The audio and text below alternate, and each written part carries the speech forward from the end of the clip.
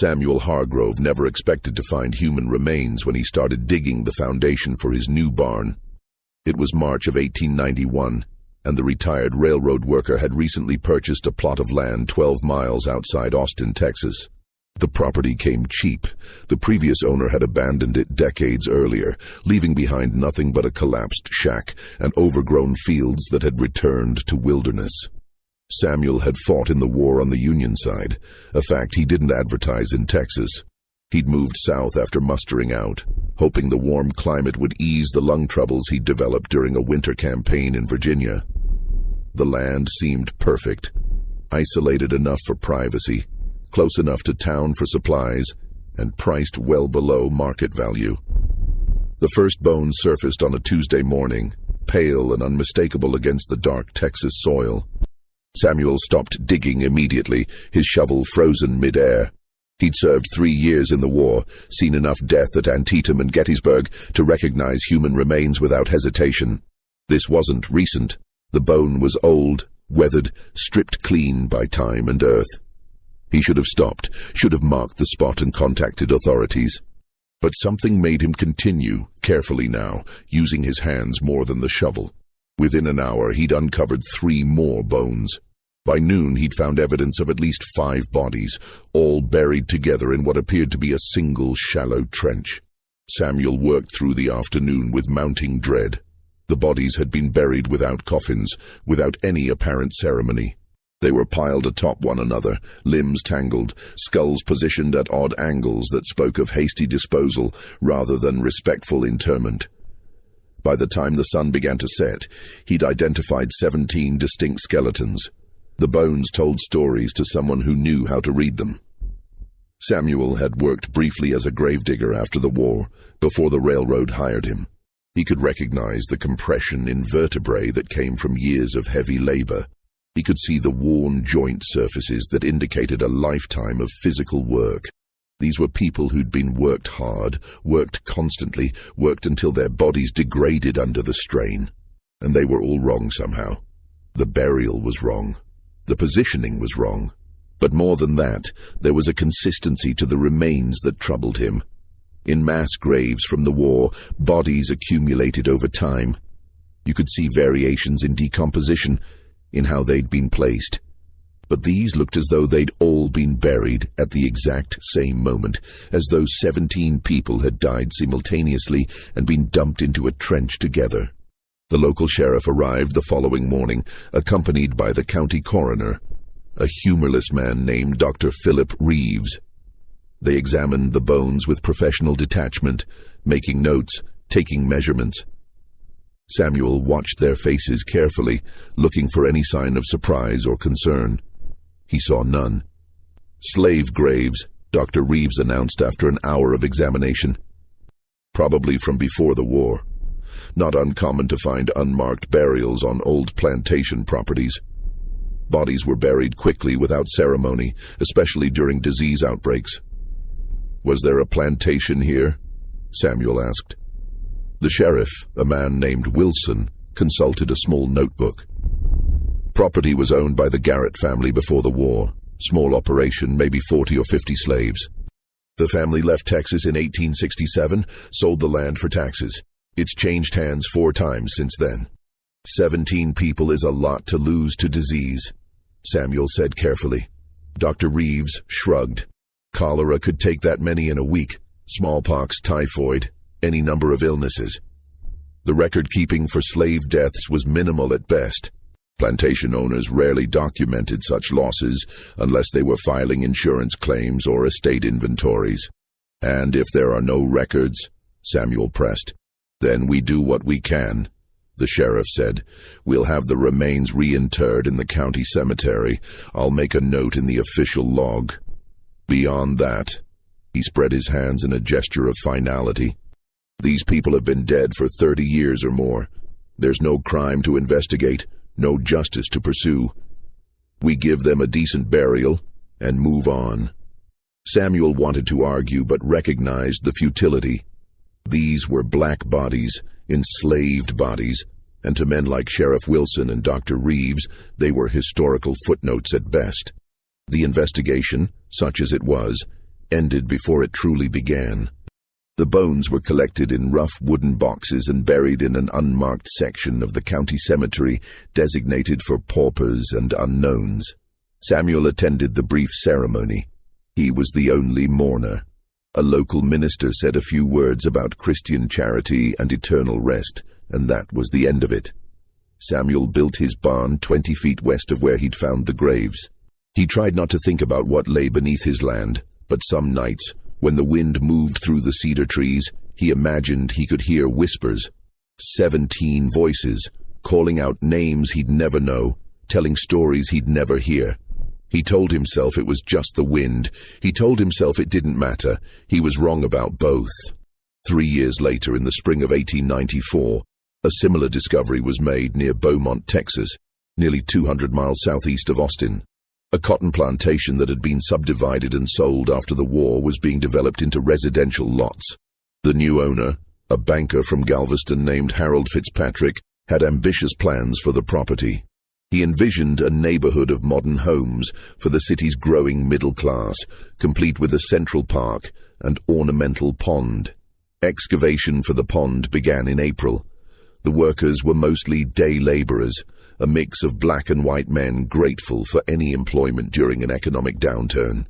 They'd been digging for 3 days when the first skull emerged from the clay-heavy soil. The crew foreman, a man named Cyrus Webb, immediately halted work. Unlike Sheriff Wilson in Austin, Cyrus had no inclination to minimize the discovery. He'd been born enslaved on a plantation in Louisiana, had survived the war and Reconstruction, and had a deep suspicion of any unmarked graves found on former plantation land. Could be murder, he told Harold Fitzpatrick when the banker arrived to inspect the site. Could be disease, could be a lot of things, but this ain't right, and we need to know what happened before we build houses on top of it. Fitzpatrick was less concerned with historical truth than with the delay to his development schedule. But he recognized the potential for scandal if he simply buried the bones and continued. A murder investigation could tie up the property for months, destroy his investment. Better to bring in an expert, get an official determination of natural death, and move forward with a clear conscience and legal protection.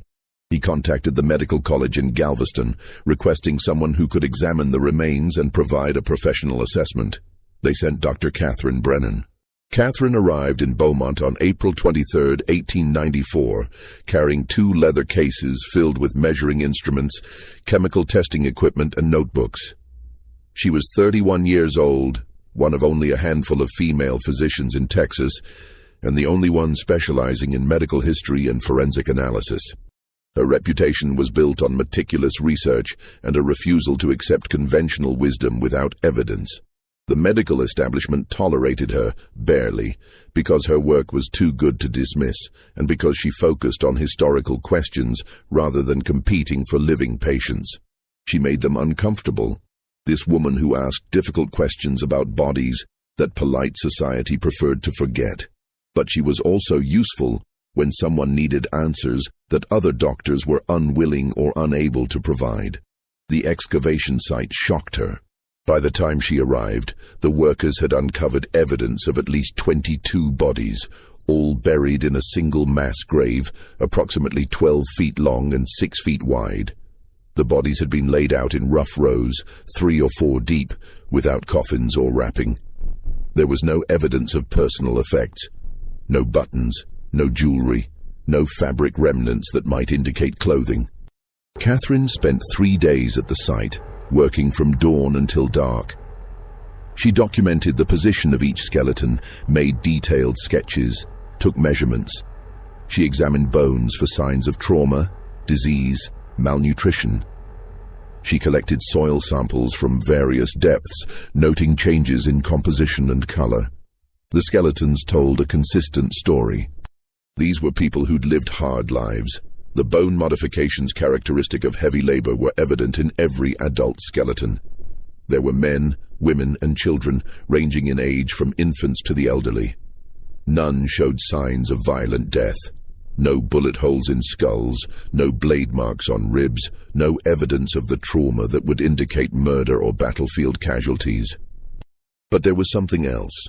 something that made Catherine's careful scientific mind rebel against the evidence before her eyes. The teeth. Catherine had developed a technique for estimating post-mortem intervals based on dental wear patterns and mineral absorption. Teeth absorbed trace elements from groundwater over time, creating chemical signatures that could be analyzed. The technique was imperfect, but it could provide rough dates, especially when combined with other evidence like burial depth and soil composition. She extracted small enamel samples from 12 different individuals, enough for a statistically meaningful analysis. She sent the samples to a colleague at the medical college in Galveston, a chemist named Dr. Lawrence Miller, who specialized in mineral analysis. She didn't tell him what she was testing or why, just asked for a complete elemental breakdown of each sample. The results arrived 2 weeks later. Dr. Miller's note was brief. Interesting samples. The mineral profiles are remarkably consistent, suggesting a very narrow time frame for burial.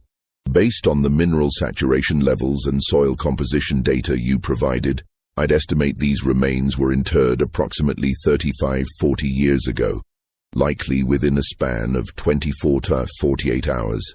The consistency across all samples is unusual. In most historical burials, even mass graves show more variation.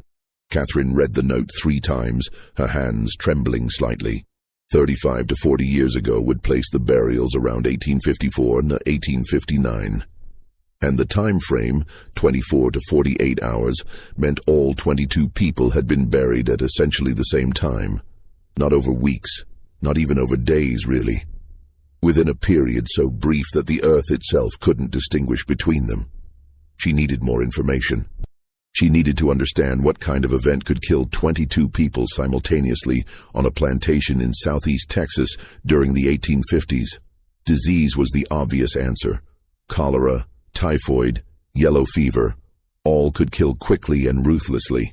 But even the most virulent epidemics took time to spread through a population. People didn't all die on the same day. There would be variations, patterns of spread, some people who survived. This didn't look like disease. This looked like something sudden, something that had struck all at once and then disappeared.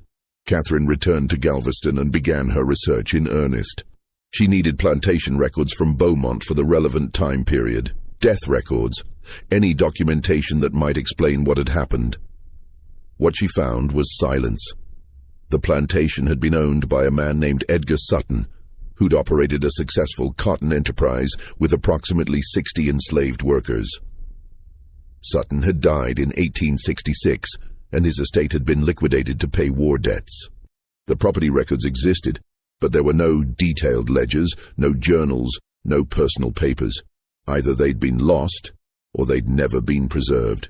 Catherine expanded her search to county death records. Texas had required the registration of deaths since 1853, though compliance was spotty, especially in rural areas and especially regarding enslaved populations.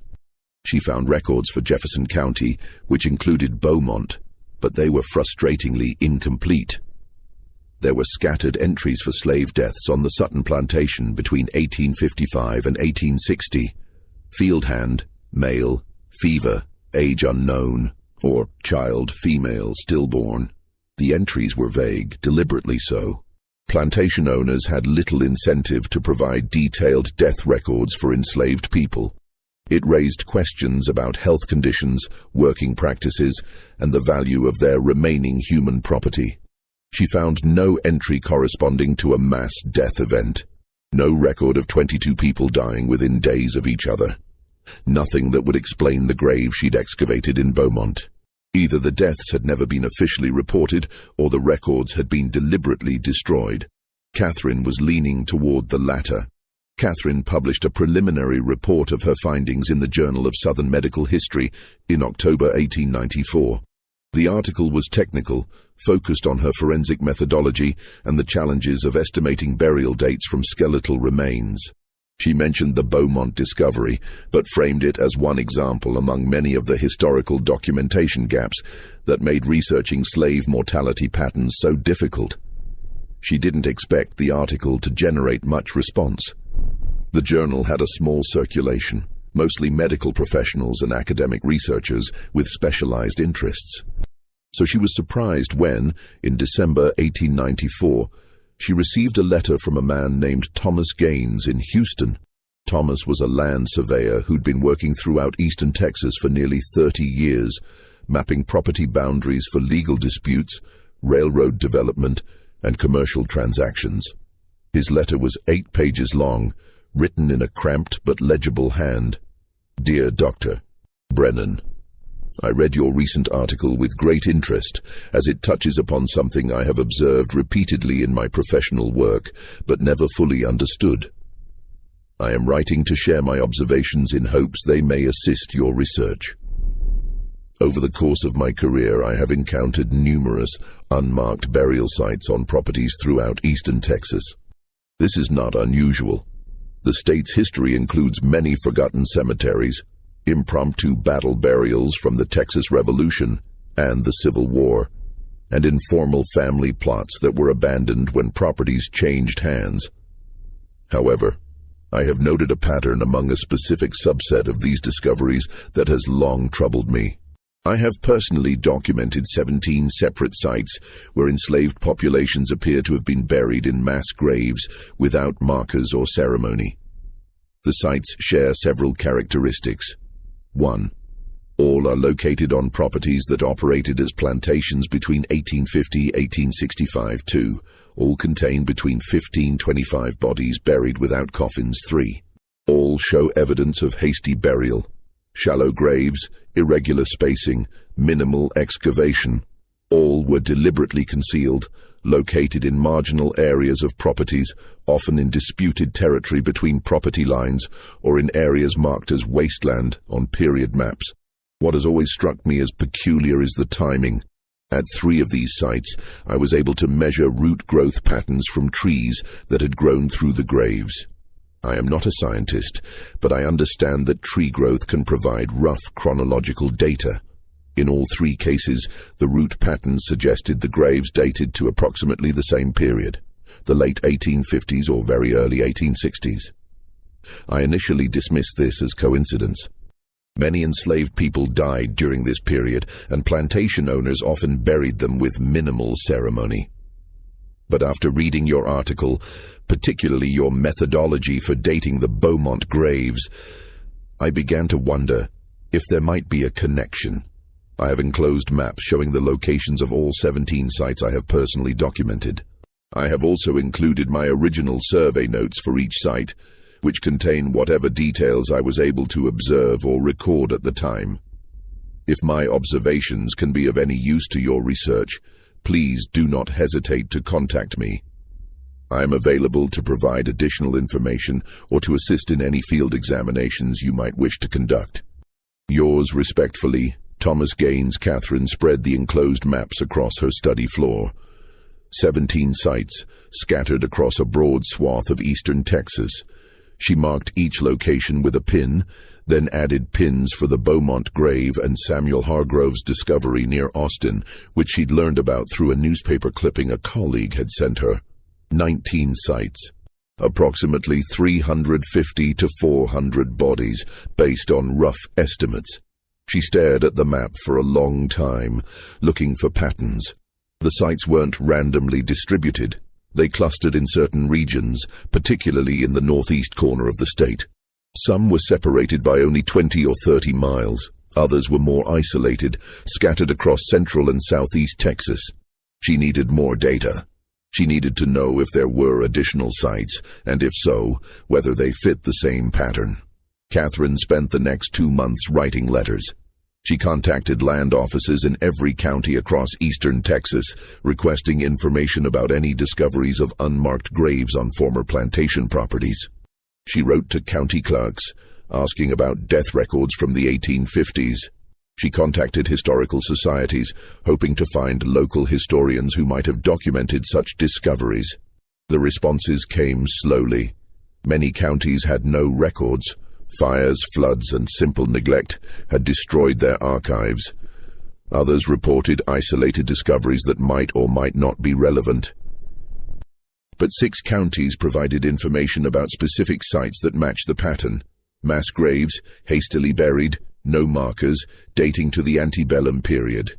Catherine added them to her map.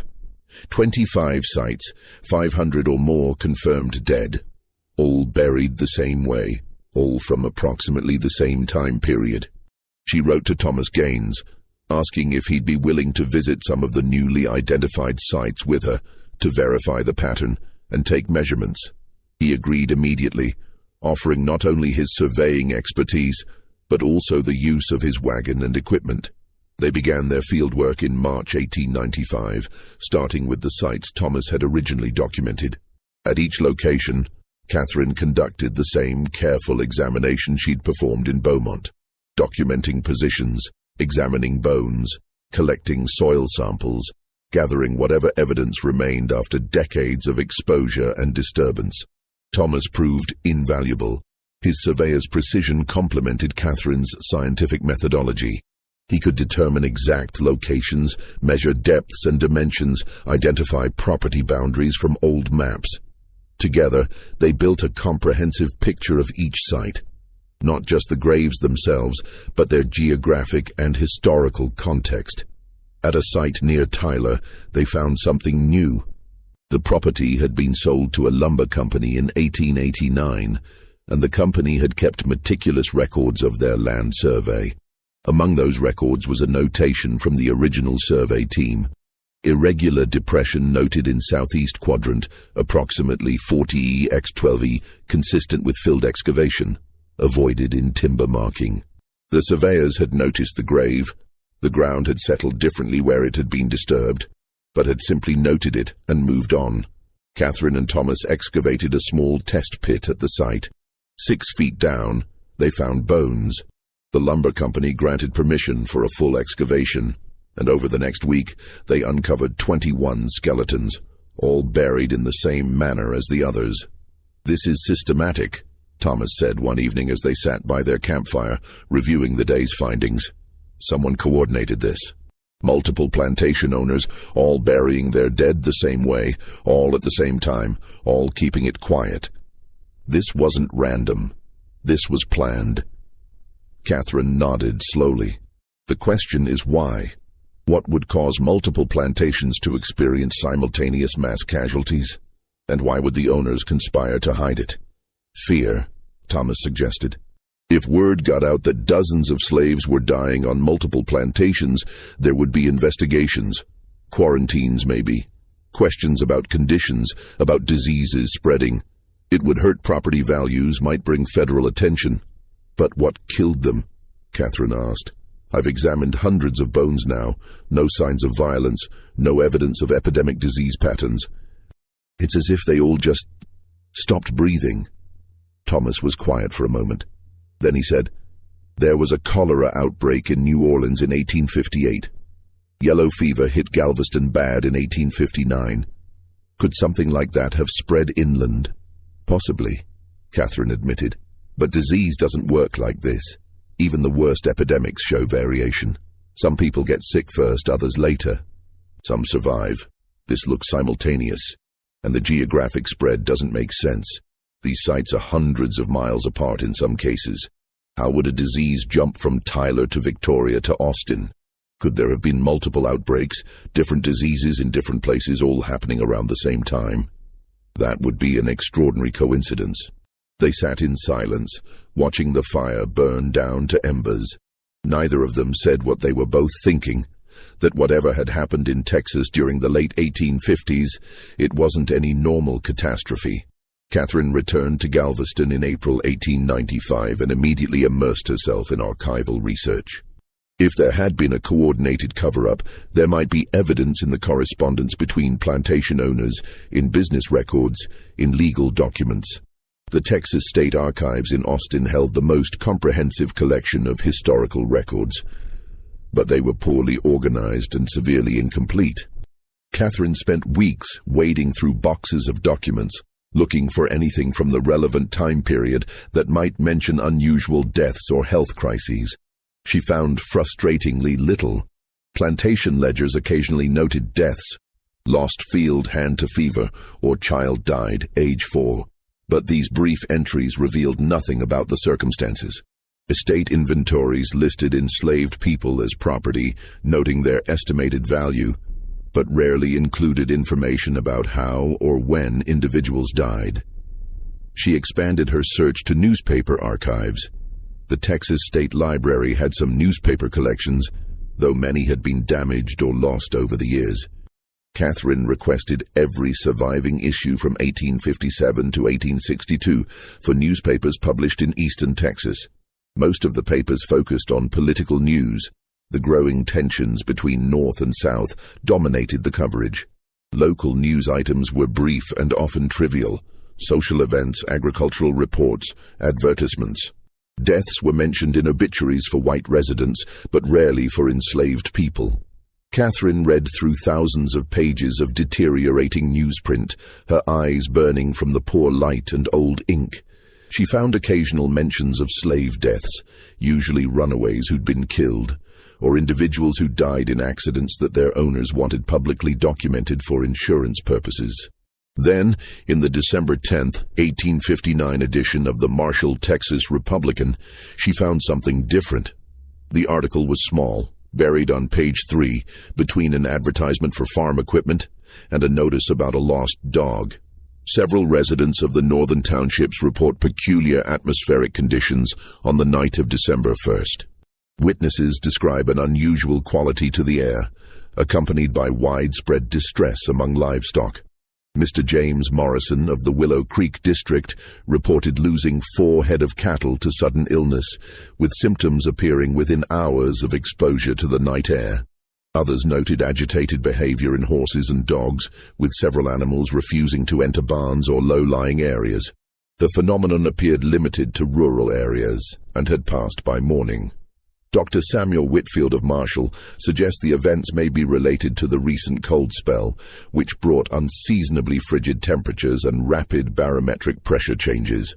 Residents are advised to ensure adequate ventilation in animal shelters and to monitor livestock for signs of respiratory distress. Catherine read the article 3 times, her heart pounding. December 1st, 1859. Peculiar atmospheric conditions. Widespread distress among livestock. Respiratory distress. This wasn't just a weather report. This was a description of something serious enough to kill cattle and terrify animals. Something that affected a specific geographic area on a specific night. She checked her map. Marshall was in Harrison County, in the northeast corner of Texas. Several of her identified burial sites were within 50 miles of Marshall. She searched desperately for follow-up articles, any additional coverage of this atmospheric event. The next few issues of the Marshall, Texas Republican contained nothing, as if the incident had been reported and then immediately forgotten. She found one more reference in the December 24, 1859 issue, which included a brief end-of-year summary of notable local events. The month of December saw unusually severe weather, including the mysterious atmospheric disturbance of December 1st, which affected livestock across the northern townships. Several plantations reported losses, though the full extent remains unclear. Dr. Whitfield continues to study the phenomenon and hopes to publish findings in the new year. Catherine searched for Dr. Whitfield's published findings. She found nothing. Either they were never published, or the records had been lost. But now she had a date, December 1st, 1859. She went back through her soil samples and dental analyses, focusing on the ones where the dating had been most precise. Several sites showed burial dates consistent with late 1859 or very early 1860. The Beaumont grave, the Tyler site, and 3 others all fell within that time frame. It was starting to come together.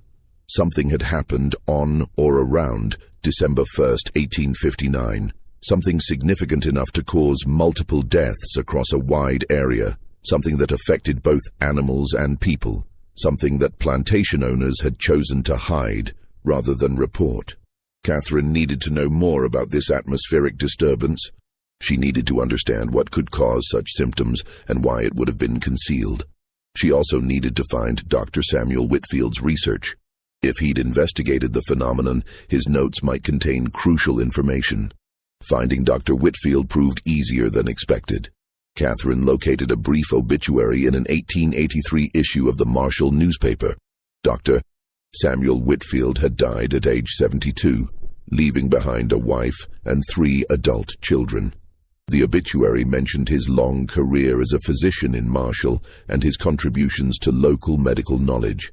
Catherine wrote to Mrs. Whitfield, explaining her research and asking if the doctor's papers had been preserved. The response came 6 weeks later. Dear Doctor, Brennan, I am pleased to hear of someone interested in my late husband's work. Samuel was a dedicated physician who took detailed notes throughout his career. His medical journals and research papers are still in my possession. I could not bring myself to dispose of them, though my children believe I am simply cluttering the house with old papers. You are welcome to examine Samuel's notes if you believe they may be useful. I would ask that you visit in person, as I am reluctant to trust such irreplaceable documents to the mail. Yours sincerely, Mrs. Eleanor Whitfield. Catherine traveled to Marshall in early June 1895.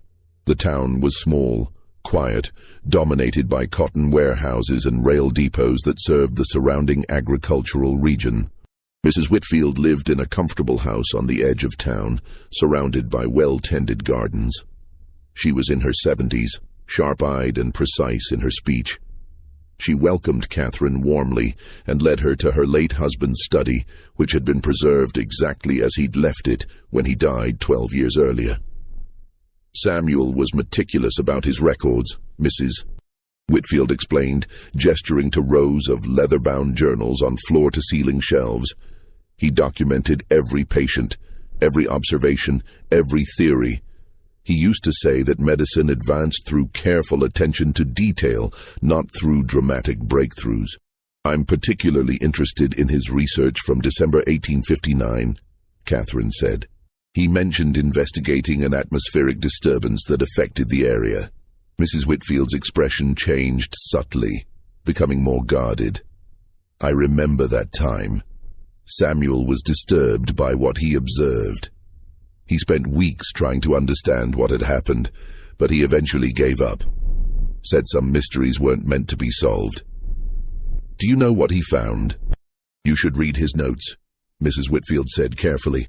His observations were more thorough than his published conclusions suggested. She pulled a specific journal from the shelf, marked with a ribbon. December 1859 through March 1860. Samuel's most intensive investigation of his career. He never published the full findings. After you read it, you'll understand why. Catherine accepted the journal with trembling hands. Mrs. Whitfield left her alone in the study with a pot of tea and instructions not to strain her eyes in the dim light. Catherine opened the journal to December 2nd, 1859. Dr. Whitfield's handwriting was precise and methodical. Called to the Morrison farm this morning regarding the death of 4 cattle. Morrison reports the animals were healthy yesterday evening but were found dead this morning with no apparent cause. Examination reveals signs of asphyxiation, tongues swollen, eyes bloodshot, foam around nostrils. No evidence of poisoning from known substances. Morrison mentions a peculiar smell in the air last night, chemical in nature, which dissipated by morning. Similar reports from 3 neighboring farms. Total livestock losses: 14 cattle, 7 horses, numerous chickens and smaller animals. All deaths occurred overnight between December 1st and 2nd. All descriptions mention the same chemical odor and respiratory symptoms. I have collected tissue samples from several deceased animals for examination. Initial observations suggest oxygen deprivation, but cause unknown. The geographical distribution of affected farms suggests a localized atmospheric phenomenon, possibly related to the severe cold snap that arrived on December 1st. The entry for December 3rd was longer. Visited 6 farms today, examining more deceased livestock and interviewing witnesses. Consistent pattern emerges. The peculiar smell began around dusk on December 1st, described variously as like burning metal, chemical and sharp. Wrong somehow. The smell intensified after dark and was strongest in low-lying areas and enclosed spaces. Symptoms in surviving animals: respiratory distress, disorientation, refusal to enter barns or other enclosed structures.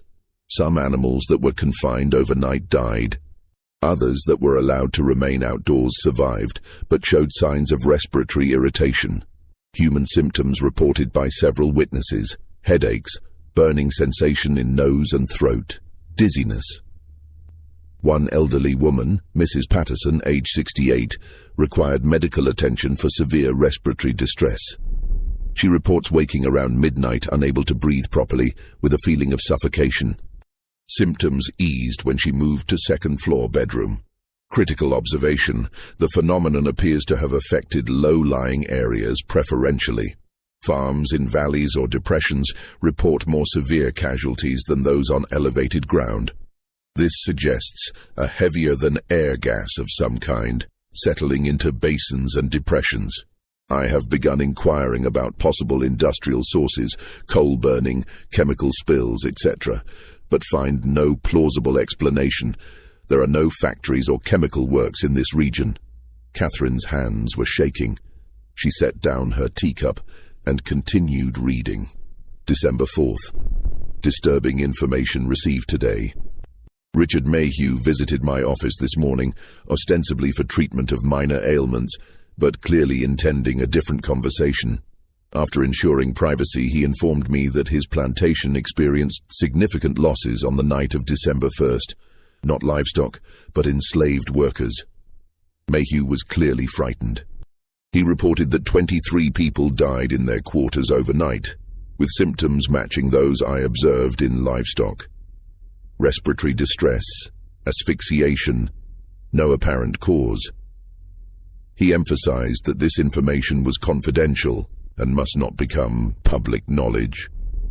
When I pressed for details, he became defensive.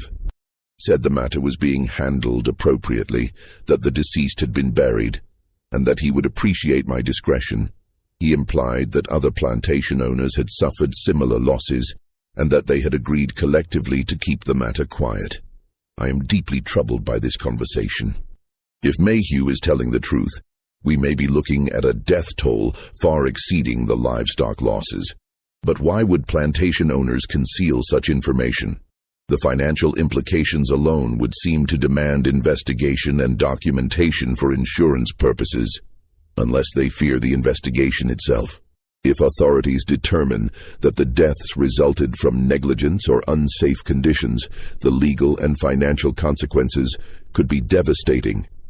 Better to bury the evidence and claim ignorance. I attempted to ask Mayhew about allowing me to examine the bodies, but he refused absolutely.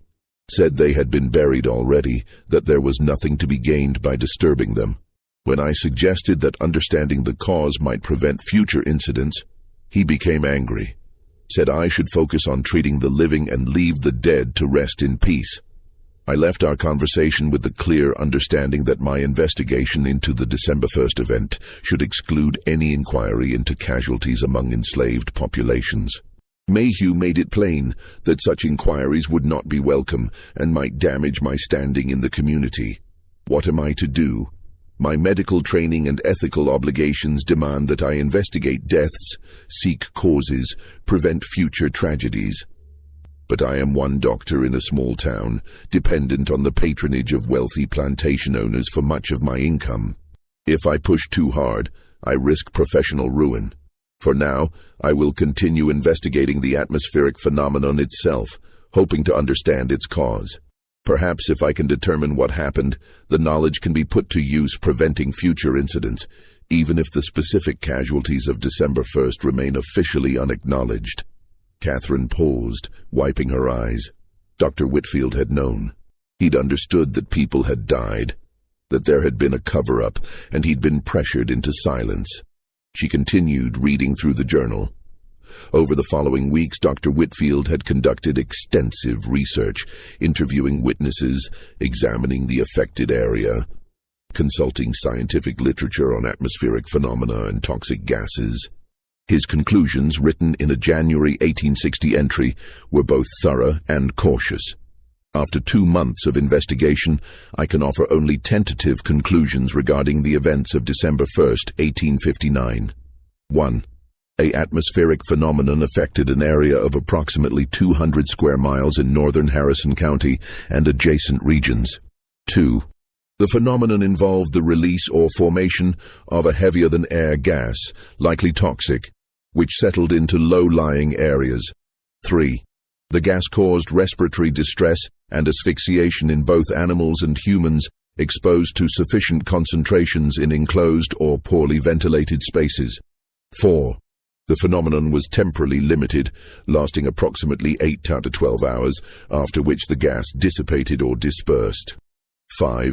The cause remains unknown. No industrial source can be identified. Natural gas seepage from underground deposits is possible but unconfirmed. 6. The human death toll cannot be accurately determined due to lack of official reporting. Based on indirect evidence and confidential conversations, I estimate between 50–100 fatalities, primarily among enslaved populations housed in low-lying quarters with poor ventilation. 7. This information will not be published. I have been made to understand that doing so would have severe personal and professional consequences. I record it here for posterity, hoping that someday, when the political climate has changed, someone might find this account useful. May God forgive me for choosing professional security over moral courage. That was the last entry related to the December 1st event. The subsequent pages return to routine medical observations and patient notes, as if Dr. Whitfield had closed the door on his investigation and never looked back. Catherine sat in the quiet study for a long time, holding the journal. She'd found her smoking gun, confirmation that multiple plantation owners had experienced mass casualties and had conspired to conceal them. She had a date, a location, a mechanism. But she also understood Dr. Whitfield's dilemma. Even now, 36 years later, this information was explosive. The descendants of those plantation owners still held power in Texas. Accusations of mass negligent death, of conspiracy to conceal evidence, of valuing property over human life. These weren't historical curiosities. They were scandals that could destroy reputations and fortunes. Mrs. Whitfield appeared in the doorway. "You finished reading?" "Yes," Catherine said quietly. "Thank you for letting me see this. Will you publish what you've learned?" "I don't know," Catherine admitted. "Your husband was right about the risks. This information could cause significant controversy." Mrs. Whitfield nodded slowly. "Samuel used to say that the truth mattered less than people's comfort with lies. He hated himself for that belief, but he couldn't escape it. I hope you're braver than he was, Dr. Brennan. Those people who died deserve better than to be forgotten because the truth is inconvenient." Catherine returned to Galveston with Dr. Whitfield's journal. Mrs. Whitfield had insisted she borrow it, making her promise to return it eventually. She also returned with a clear picture of what had happened on December 1st, 1859.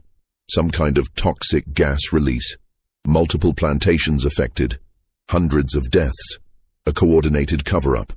But she still didn't understand the source of the gas or why it had been limited to that one night. And she didn't know how to publish this information without destroying her own career and opening herself to legal action from powerful families. She needed more evidence. She needed to expand her investigation beyond Northeast Texas to determine if the pattern extended further. And she needed scientific expertise that she didn't possess. Someone who could explain the mechanism, identify plausible sources for the toxic gas. She needed a geologist. Catherine's search for a geologist led her to Dr. Raymond Foster at the University of Texas in Austin. Raymond was a young professor, only 30 years old, but he'd already published several papers on Texas geology, focusing on underground formations, fault lines, and natural resource deposits. Catherine wrote to him in August 1895, explaining her research in general terms and asking if geological phenomena could explain localized toxic gas releases. His response was immediate and enthusiastic. He found the question fascinating and wanted to know more. They met in Austin in September. Catherine laid out her evidence. The burial sites, the dates, Dr. Whitfield's observations, the newspaper reports. She showed him maps marking each confirmed grave location and the approximate dates of burial. Raymond studied the maps intently, occasionally pulling out geological survey maps for comparison. After an hour, he looked up with an expression of suppressed excitement.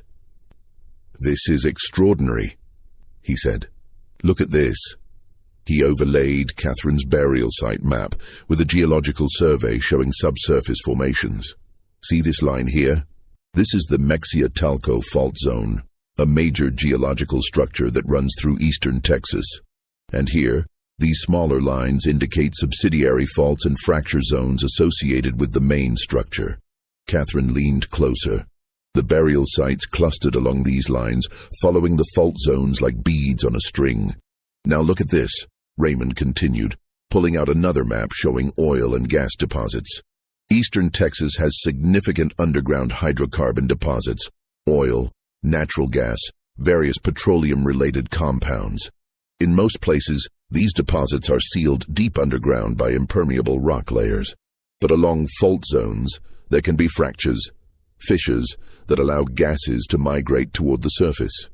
"You're suggesting a natural gas release?" Catherine asked. "Not just natural gas," Raymond said. "Natural gas is mostly methane, which is lighter than air. It rises and disperses quickly. But underground reservoirs often contain heavier gases as well.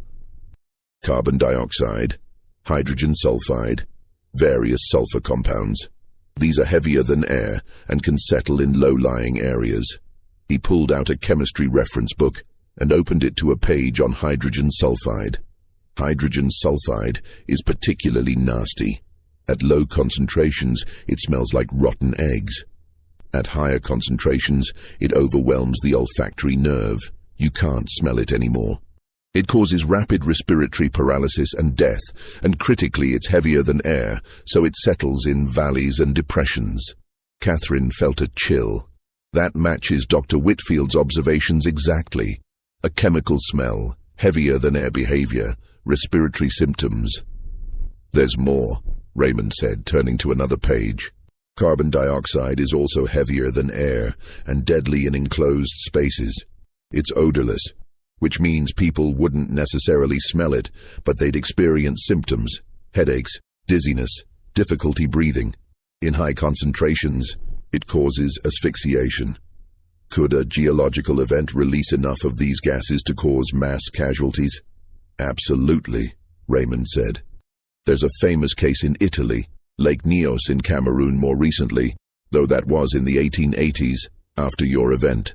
Volcanic lakes can accumulate carbon dioxide from underground sources, and under certain conditions the gas can be released suddenly in a limnic eruption. At Lake Nyos, the gas cloud killed over 1,000 people in nearby villages. But there's no volcanic lake in Texas." "No, but you don't need a lake. You just need an underground gas pocket under pressure and a trigger to release it. Seismic activity can open fissures. Rapid temperature changes can alter underground pressure. Even heavy rainfall can shift geological formations enough to break seals on gas pockets." Raymond pulled out meteorological data he'd requested from the Texas State Weather Bureau. "Look at this. Late November and early December 1859 saw unusual weather patterns. A severe cold front moved through the region, dropping temperatures by 40 degrees in less than 24 hours. That kind of rapid change creates significant stress on underground formations. So your theory is that the cold front triggered a gas release from underground pockets along the fault zones?" "That's my working hypothesis. The rapid temperature change created pressure differentials in underground formations. Gas that had been trapped for potentially thousands of years found pathways to the surface through fault-related fractures. The gas emerged in multiple locations, probably dozens of release points across the affected region. And it would have been heavier than air, so it settled in low areas." Catherine continued, understanding dawning. Slave quarters were typically built in the lowest, least desirable parts of plantations. They would have been directly in the path of any ground-hugging gas cloud. "Exactly. People in elevated structures, or people who happened to be outdoors or in well-ventilated buildings, might have experienced only minor symptoms or avoided exposure entirely. But people sleeping in low, poorly ventilated quarters would have been exposed to lethal concentrations. How long would the gas persist? Depends on wind conditions and the specific gas composition. Hydrogen sulfide is reactive. It breaks down relatively quickly when exposed to air. Carbon dioxide is more stable but would eventually disperse through atmospheric mixing. In favorable conditions, a gas cloud could persist for hours, even overnight. But by morning, especially with any wind movement, it would be gone, leaving behind only the dead, Catherine said quietly. And survivors who couldn't explain what happened, and plantation owners who saw only financial disaster and legal liability. They sat in silence for a moment. Then Catherine asked, "Can we prove this? Is there any way to confirm that a gas release occurred?" Raymond considered. Direct evidence would be difficult after so much time. The gases themselves are long gone. But there might be indirect evidence. Mineral deposits associated with gas seepage, alterations in soil chemistry, historical records of similar minor events in the region. "I'd like you to examine the burial sites," Catherine said. "Collect soil samples, look for geological evidence. If we're going to publish this theory, we need more than speculation." Agreed. "When can we start?" "As soon as possible." Over the following year, Catherine and Raymond conducted the most comprehensive field study of its kind. They visited every confirmed burial site, collecting soil samples, documenting geological features, interviewing elderly residents who might remember the period. At each site, Raymond performed detailed geological surveys. He measured the elevation, identified nearby fault features, collected cores from various depths. He was looking for evidence of past gas seepage, chemical signatures in the soil, mineral deposits, alterations in rock structure. The results were suggestive, but not conclusive. Several sites showed elevated levels of sulfur compounds in deep soil layers, consistent with past hydrogen sulfide exposure. 2 sites had mineral deposits characteristic of carbon dioxide interaction with limestone. But Raymond cautioned that these findings could have other explanations. The evidence was circumstantial, not definitive. What they did find was a consistent geographic pattern. Every burial site fell within 20 miles of a mapped or inferred fault line. Every site was in a low-lying area relative to the surrounding terrain. And when they plotted the sites on a topographic map, they could trace what might have been the path of a denser-than-air gas cloud moving downslope from multiple release points. They also found more graves. At every location they visited, they asked local residents if they knew of other unmarked burial sites from the slavery era. Most didn't, but a few remembered stories from their grandparents or had encountered bones while digging wells or building foundations. One elderly farmer near Longview told them about a grave he'd found in 1887 while plowing a field. 22 bodies, all piled together. I reported it to the county, but they said it was old slave graves and didn't investigate. I buried them proper in the corner of my land, put up a stone marker. Seemed like the right thing to do. He showed them the marker. A simple granite stone with the inscription, "Unknown Souls, found 1887, rest in peace." Catherine and Raymond excavated a small test area with the farmer's permission. The bones showed the same characteristics as the other sites.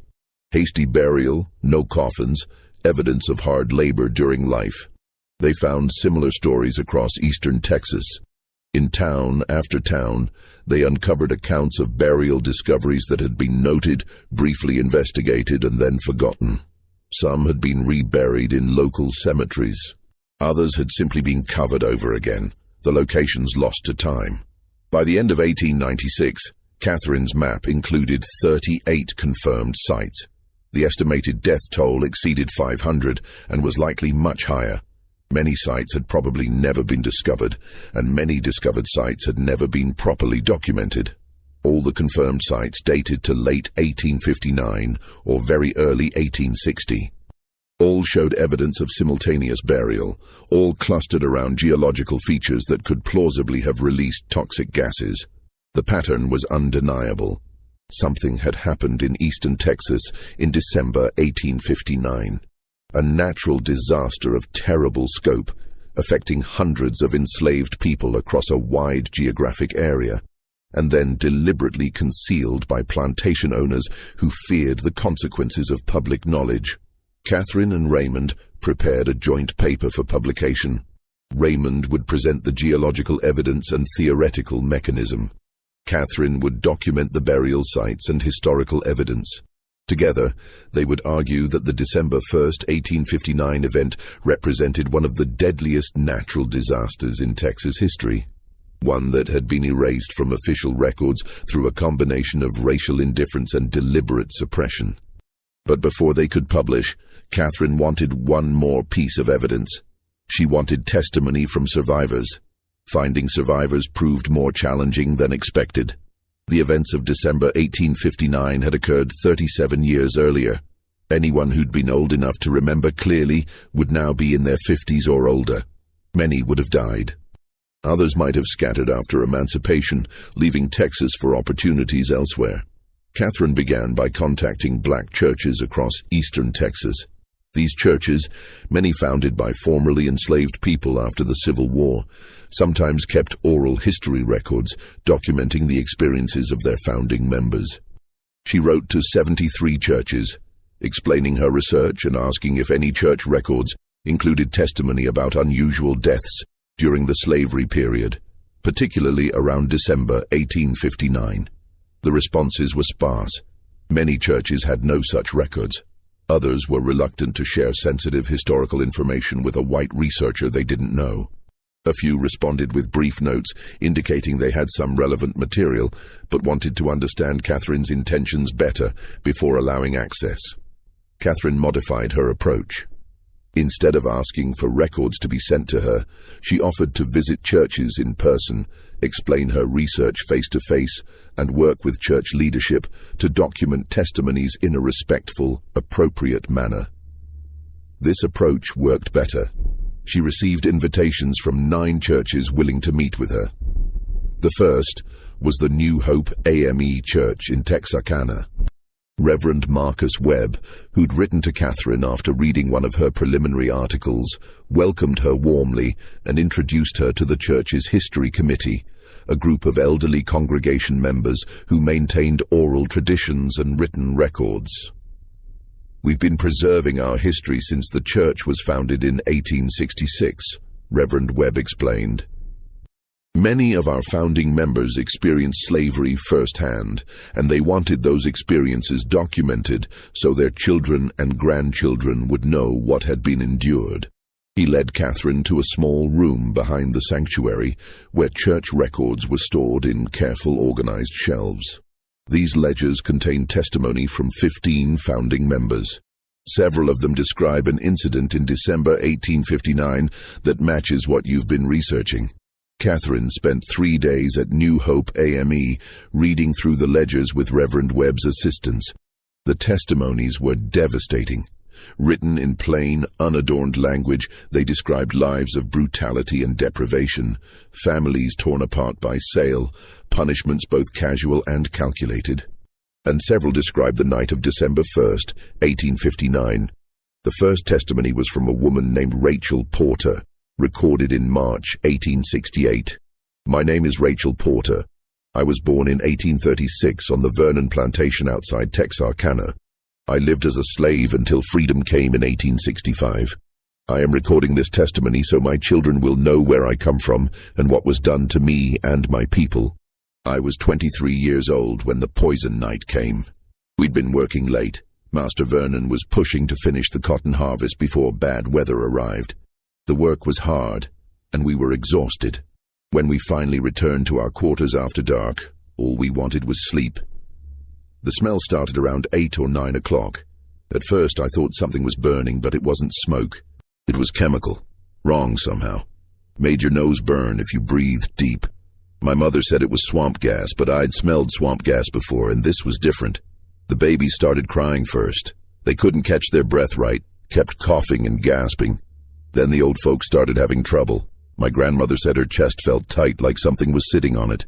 I told everyone we should go outside, get away from the smell, but it was cold that night, near freezing, and most people were too tired to move. They just wanted to sleep, said it would pass.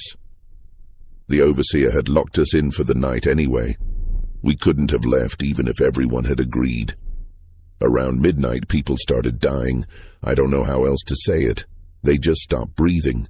I heard them gasping, heard them calling for help, but there was nothing I could do.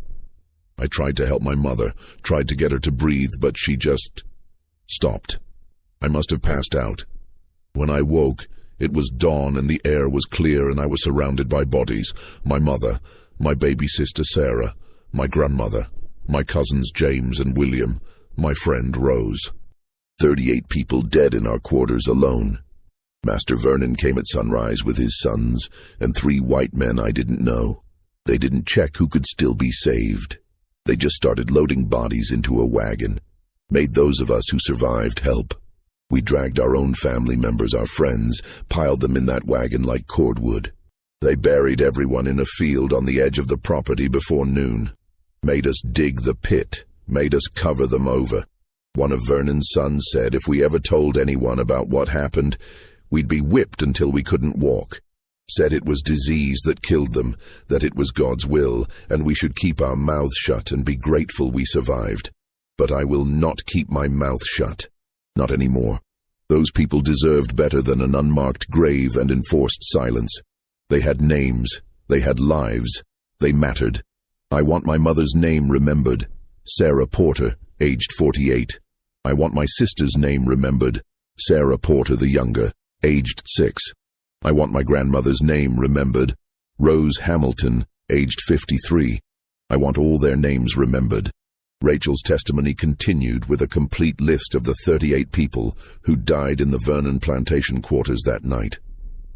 Catherine copied every name into her notebook, her vision blurring with tears. Below Rachel's testimony were others. Joshua Wright, who'd survived the incident on a different plantation, described similar scenes. The overseer told us later it was miasma, bad air from the swamps, but I knew that was a lie. I've lived near swamps my whole life. That wasn't swamp air. That was something else, something poison that came through that one night and killed dozens of us. I heard later from people who came through from other plantations that the same thing happened at the Holloway place, at the Thornton place, at the Mayhew place, all the same night, all the same deaths. The white folks coordinated to keep it quiet, to bury their dead and pretend it never happened. Couldn't have questions about why so many slaves died at once. Bad for business. Another testimony from a woman named Mary Webb provided additional detail. I was 14 years old that night. I survived because I'd been sent to the main house to help with kitchen work, and they had me sleep in the attic storage room. The room had cracks in the walls. I used to hate those cracks because they let in cold air, but those cracks saved my life. The poison air must have dispersed enough by the time it reached the attic that it didn't kill me. I just had a headache and felt sick to my stomach. But when I came down in the morning, 19 people from the quarters were dead. My aunt, my uncle, 3 cousins, just gone. The master's wife cried when she saw the bodies. I remember that. She stood in the yard and cried, said it was a tragedy, said she'd pray for their souls. But by afternoon she was telling the remaining slaves to stop their mourning, get back to work, act like nothing happened. They buried everyone that same day. No ceremony, no words spoken, just a pit in the ground. Catherine read testimony after testimony, each one adding details to the picture she'd been assembling. The survivors described the same sequence: the chemical smell, the respiratory symptoms, the sudden deaths, the hasty burials, the enforced silence. Several mentioned seeing plantation owners meeting in the days after the event, arguing about how to handle the situation. One survivor, a man named Benjamin Cross, had been working in the main house and overheard a conversation. Master Thornton was meeting with 3 other white men. plantation owners from nearby. They were scared, I could tell, talking about insurance, about investigations, about what would happen if authorities found out. One of them said they needed to coordinate their stories, make sure no one reported the full count of dead. Another said they should spread the survivors around to different plantations so it wouldn't be obvious how many had died in one place. They were more worried about their money than about the people who'd died. That's what I remember most clearly. Not grief, not guilt. Just fear that they'd lose property value or face legal trouble. Catherine left New Hope AME with pages of notes and a new understanding of what she was documenting. This wasn't just a natural disaster. It was a story of how human beings had been treated as disposable property. How their deaths had been concealed to protect financial interests. How their very humanity had been erased. She visited 8 more churches over the following months, collecting additional testimonies. Not all churches had records from the December 1859 period, but several did. By the time she finished, she documented testimony from 23 survivors representing 12 different plantations. The death toll these testimonies described exceeded 600 people. And these were only the plantations where survivors had eventually joined churches that kept written records. How many other plantations had experienced casualties that were never documented, never remembered, never acknowledged? Catherine added the survivor testimony to her research, carefully attributing each account, preserving the names of the dead that survivors had fought to remember. The document that emerged was no longer simply a scientific paper. It was a memorial, a historical reckoning, a demand that forgotten lives be recognized. She and Raymond submitted their joint paper to the Journal of Southern Medical History in March 1897. The title was straightforward: Mass Casualty Event Among Enslaved Populations in Eastern Texas, December 1859. Geological and Historical Evidence for Toxic Gas Release. The paper was 38 pages long, including maps, geological data, historical documentation, and survivor testimony. It concluded with a list of names, every individual whose death could be confirmed or whose name had been preserved in survivor accounts. 347 names, each one a person who'd lived and died and deserved to be remembered. The journal published Catherine and Raymond's paper in its June 1897 issue. The response was immediate and divided. Academic reviewers praised the meticulous research and novel methodology. Catherine's combination of forensic analysis, archival research, and oral history was groundbreaking for the period. Raymond's geological theory provided a plausible mechanism that explained the observed evidence. Several researchers requested permission to cite the work in their own studies of historical disasters and burial practices, but the paper also generated fierce criticism. Descendants of the plantation owners named in survivor testimonies were outraged. Catherine received angry letters accusing her of fabricating evidence to defame respectable families. Several letter writers threatened legal action if she continued to spread malicious lies about their ancestors. One particularly hostile letter came from James Mayhew, grandson of Richard Mayhew, Dr. Brennan. Your recent publication represents a shameful attack on my family's honor, based on nothing but hearsay and speculation. My grandfather was a respected businessman and Christian gentleman who treated his property humanely. To suggest that he participated in some conspiracy to conceal mass deaths is both offensive and libelous. I have consulted with attorneys regarding potential legal action. However, I am willing to forego such action if you publish a retraction and apology in the next issue of the journal. Failing that, you will hear from my lawyers. Catherine showed the letter to Raymond, who was equally disturbed. Are you going to retract? He asked. No, Catherine said firmly.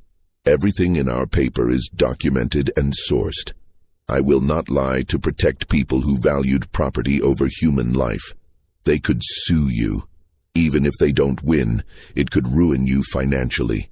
Let them try. We have Dr. Whitfield's journal. We have survivor testimony. We have the graves themselves.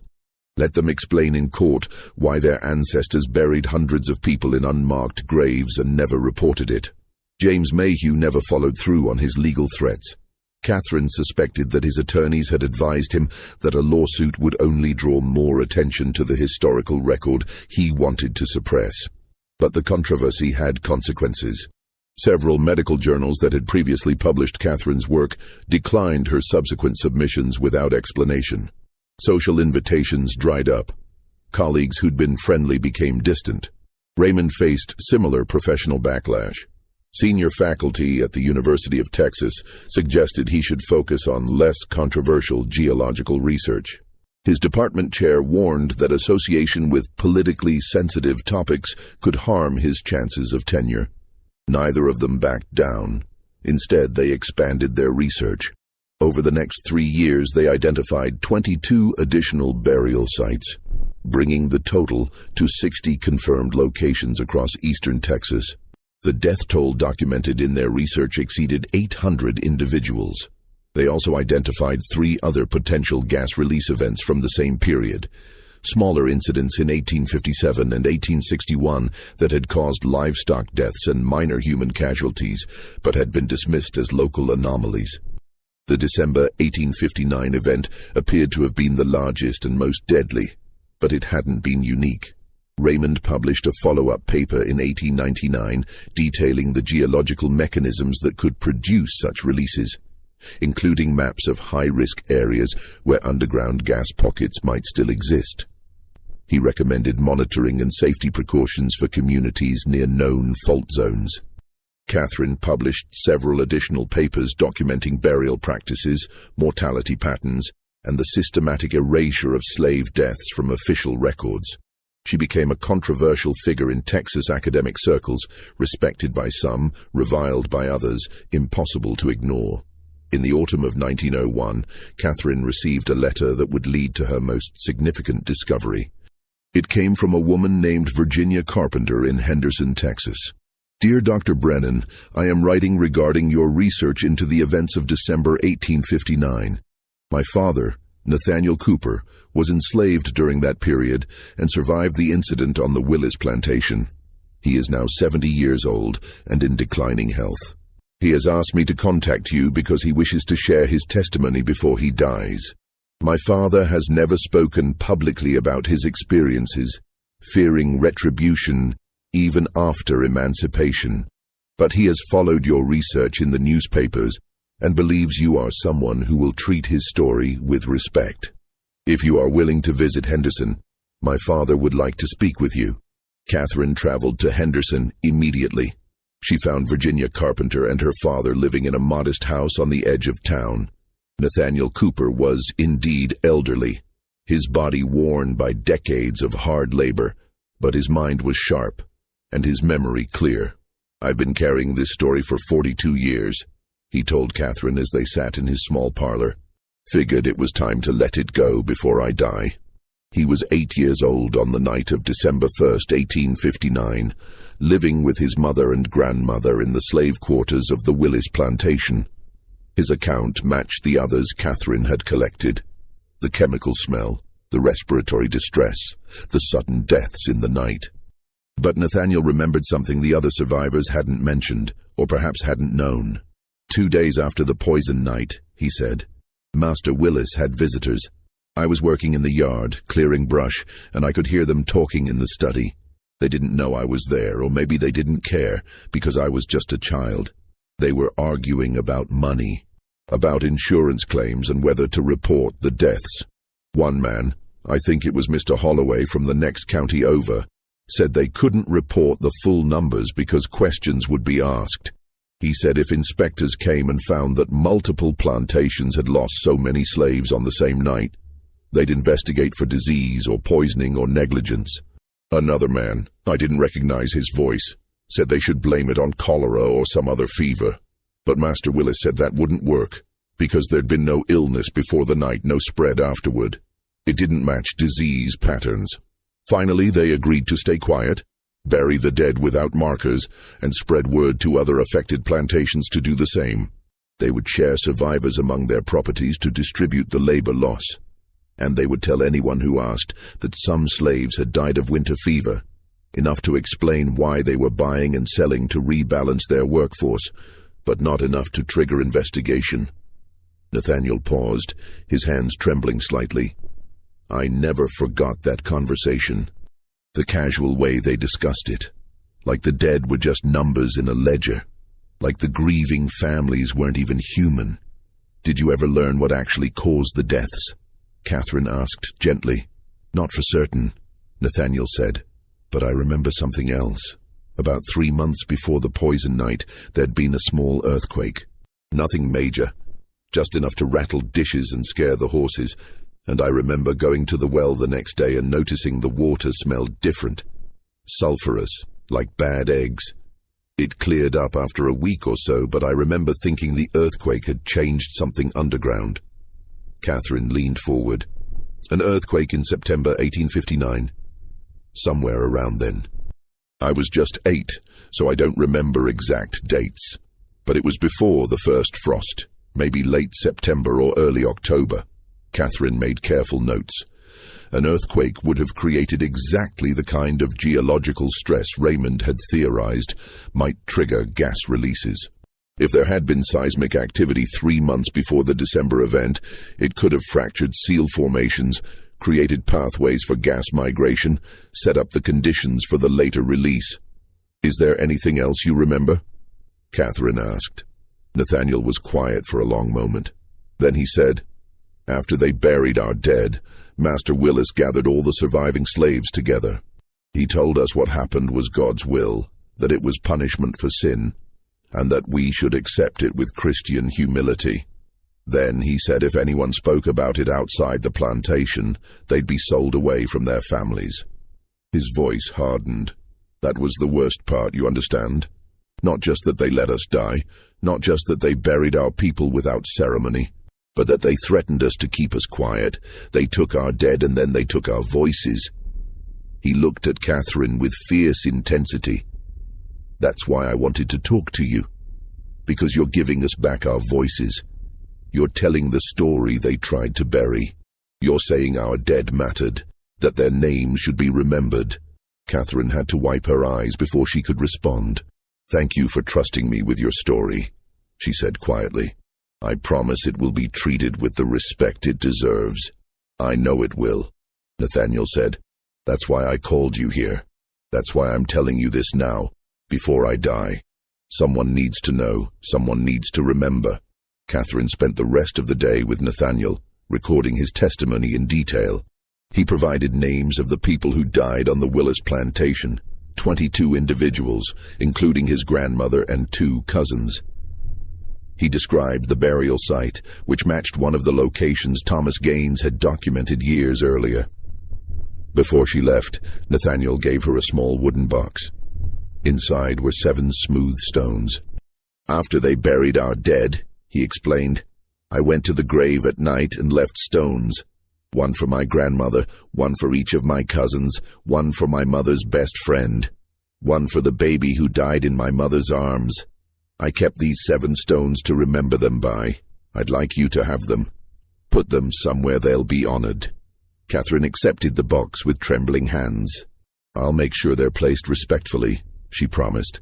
She returned to Galveston and immediately wrote to Raymond about Nathaniel's testimony, particularly the detail about the earthquake. Raymond confirmed that U.S. Geological Survey records documented a magnitude 4.2 earthquake in northeast Texas on September 28, 1859. This is the trigger, Raymond wrote back. The earthquake fractured subsurface formations, creating pathways for gas migration. Over the following weeks, gas accumulated in underground pockets. Then the cold front in early December created pressure changes that forced the gas to the surface through multiple release points. The pieces had finally come together. They had a complete picture: geological cause, historical documentation, survivor testimony, physical evidence. Catherine and Raymond published a comprehensive monograph in 1902, bringing together all their research from the previous 7 years. The book was titled The Silent Catastrophe, Toxic Gas Release and Mass Mortality in Eastern Texas, 1859. It included detailed geological analysis, maps of all confirmed burial sites, complete reproductions of survivor testimony, and a list of every name they'd been able to document. 412 individuals whose deaths had been confirmed through testimony or physical evidence. The book's dedication read, "To the hundreds of enslaved people who died in the poison night of December 1859, and to the survivors who fought to preserve their memory against deliberate erasure." On the dedication page, Catherine placed 7 small photographs of the stones Nathaniel Cooper had given her. She'd had them photographed and then placed in a memorial garden at a black church in Henderson, where they remained as a permanent marker of the forgotten dead. Catherine Brennan died in 1927 at the age of 64. By then, her research had helped identify 73 burial sites across eastern Texas, documenting the deaths of more than 600 enslaved people in the December 1859 gas release event.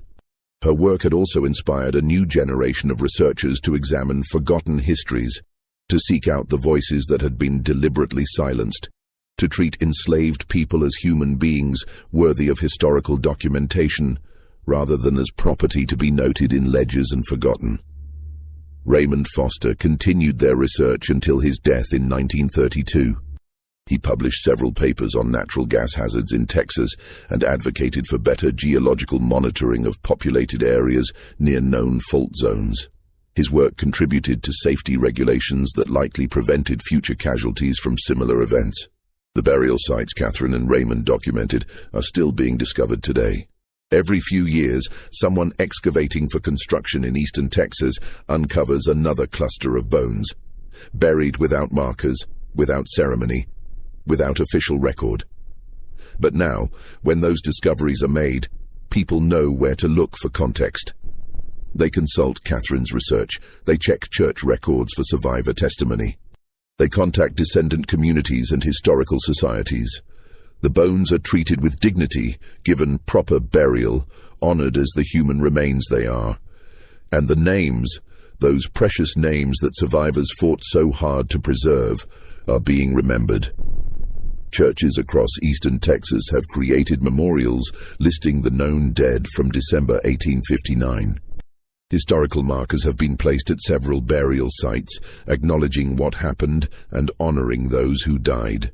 The 7 stones Nathaniel Cooper saved for 42 years still rest in the memorial garden in Henderson. Around them, descendants of survivors have placed additional stones, each one representing someone who died in the poison night, someone whose name might be lost, but whose existence is acknowledged. On the first Saturday of December each year, a ceremony is held at the Henderson Memorial Garden. Descendants gather to read the names of the dead, to share stories passed down through generations, to ensure that the silent catastrophe of 1859 is not forgotten again. Because Rachel Porter was right. These people deserved better than unmarked graves and enforced silence. They had names. They had lives. They mattered. And thanks to Catherine Brennan's determination, to Raymond Foster's scientific rigor, and to the courage of survivors like Nathaniel Cooper, who refused to let the truth be buried, they are finally being remembered. The geological evidence confirms it was a natural disaster. A terrible convergence of seismic activity, underground gas deposits, and atmospheric conditions that created a lethal event across hundreds of square miles. The historical evidence confirms it was also a human failure. Plantation owners who valued property over people, who coordinated to conceal mass deaths, who threatened survivors into silence, who erased hundreds of lives from the official record. Both truths matter. Both deserve to be remembered. The unmarked graves of eastern Texas no longer keep all their secrets. When new burial sites are discovered, and they continue to be discovered even now, more than 160 years after that terrible December night, researchers know what questions to ask. They know to check for geological fault lines. They know to search church archives for testimony. They know to treat the dead with the dignity they were denied in their final moments. They know to remember December 1st, 1859, when more than 600 enslaved people across eastern Texas died gasping for air in the darkness. victims of both natural catastrophe and human cruelty, until Catherine Brennan decided they deserved better. Until their names were finally spoken aloud, until their stories were told. And now those stories live on, in academic papers, in church memorials, in historical markers, in the collective memory of communities that refuse to forget. The poison night claimed hundreds of lives, but it could not claim their humanity, their dignity, or their right to be remembered. That victory belongs to the survivors who preserved the names, to the researchers who uncovered the truth, and to every person who has since said, "These lives mattered, these deaths matter, this history matters, and it always will."